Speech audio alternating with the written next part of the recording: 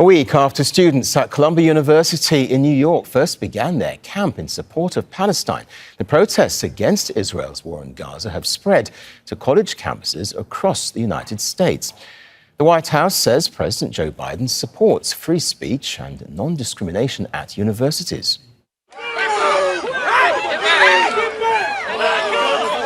But there were scuffles at the University of Texas as police and state troopers tried to disperse the crowds. Hundreds of students have been arrested in the US since Friday. Well, we have correspondents covering the protests from coast to coast. John Hendren is standing by for us at Columbia University in New York. But first, let's go to Rob Reynolds, who joins us from the University of Southern California. So, Rob, what's the latest you can tell us from there? Well, Carrie, everything is pretty calm and peaceful right now. There are speakers making speeches and leading chants for a group of perhaps 1,000 students. It's a little difficult to tell exactly how many. I think the crowd has ebbed and flowed over the course of the last several hours.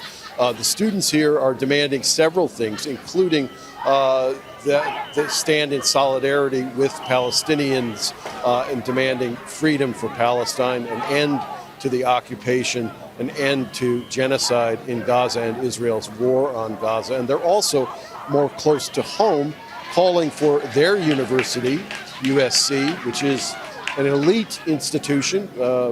People pay a lot of money to send their children here, or students pay money themselves. Either way, as the case may be, it's a very prestigious university, and the students want it to cut all ties with Israel and to remove board members on the governing board of the college or the university who are involved in the defense industry in the United States that supplies Israel with weapons and so forth. They want to cut off any study abroad with Israeli colleges or universities, and they want, in other words, a clean break between USC and any Israeli entity.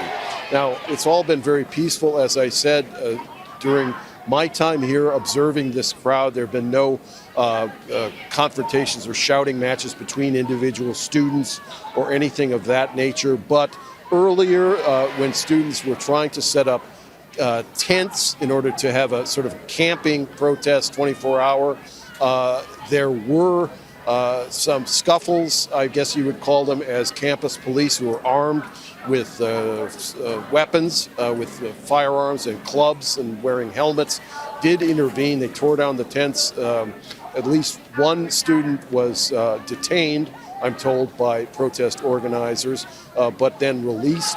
And a couple of people were roughed up, but there were no serious injuries.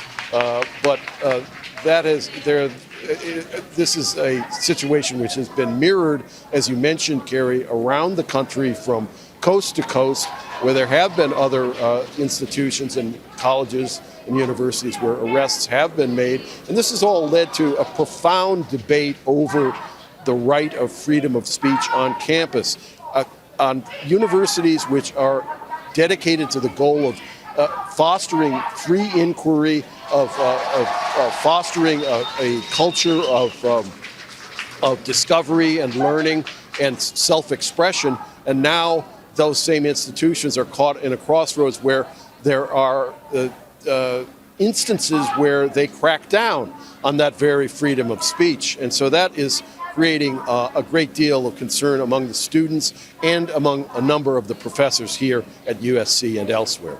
Karen. Okay, Rob, thanks very much indeed for that. Let's go live now to John Hendren, who's at Columbia University in New York. John, can you give us a sense of what it's been like there with these protests? Well, Carrie, Columbia has a long legacy of protests from the Vietnam War to today. But there's a lull at the center of this particular storm. It may be the epicenter, but look around. You've got students now putting on an extra layer after a warm day grows a little chillier. Today was a busy one here. The Speaker of the U.S. House of Representatives, Mike Johnson, came here and he spoke to Jewish students and condemned these protests, the ones here and across the country. Well, the students held a little news conference of their own, the protesters, and they made some demands. They said they're protesting the war in Gaza, but they're also protesting their university. They want to know, they want the school to disclose where it's investing its money. They want it to divest of all Israeli investments. And they want amnesty for all of the students that are out here and all of the other protesters. And that presumably includes the more than 100 who were arrested here last week. Since then, the university has given them a new deadline of midnight local time on Thursday as talks continue between the student protesters and the university, and as this wildfire of protests spreads across the country. But you can see how peaceful this is right now. And one reason the university president might be looking for a way out of this conundrum is that back in 1968, another Columbia University president called in police. They violently cleared out student protesters, and that was the end of that president's stormy tenure. John Hendren, thank you. Well, staying with this now, Jeremy Suri is a professor of global leadership, history and public policy at the University of Texas. He joins us from Austin, Texas. Welcome to the program. We understand that you witnessed firsthand the student protest. Can you tell us what actually happened? Sure. So I was coming out of the class I had just taught, and it is the history department on campus. And I saw a large group of students, and not a very large group, but about 200 students who had assembled on a grass lawn behind my building. It's what we call the South Mall, and it doesn't block any buildings. It's visible to many people, but it's an area that students often sit on to study and things of that sort. And these students were shouting "Free Palestine." That's all. They had maybe one or two signs. They were saying nothing anti-Semitic. They were saying nothing that was threatening. And as they were standing and shouting, I witnessed the police, the state police, the campus police, the city police, an army of police almost the size of the student group, collecting themselves. Many were carrying guns. Many were carrying rifles. And then within a few minutes, this group of police stormed into the student crowd and started arresting students. These students were shouting "Free Palestine." They were not threatening anyone. They were peaceful. They were loud, but they were peaceful, and they were not anti-Semitic either. And the police just started attacking them, and that led to more shouting. More students then arrived when they saw this, and the situation became more violent, but it became more violent because the police had attacked the students, not the other way around. So what are university authorities making of all this then? Where is this actually heading?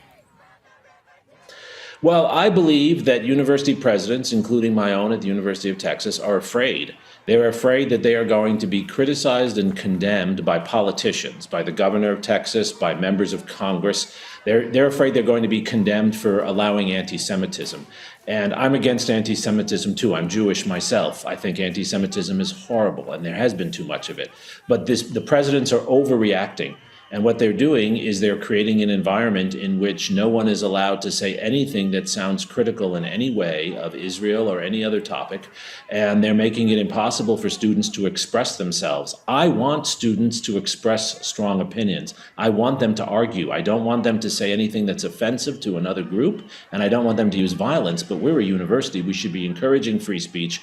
Presidents of universities now are afraid of free speech, and they're suppressing free speech.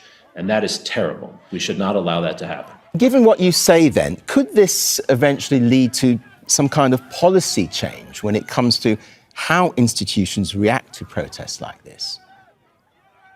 Well, I hope it will lead to some soul searching.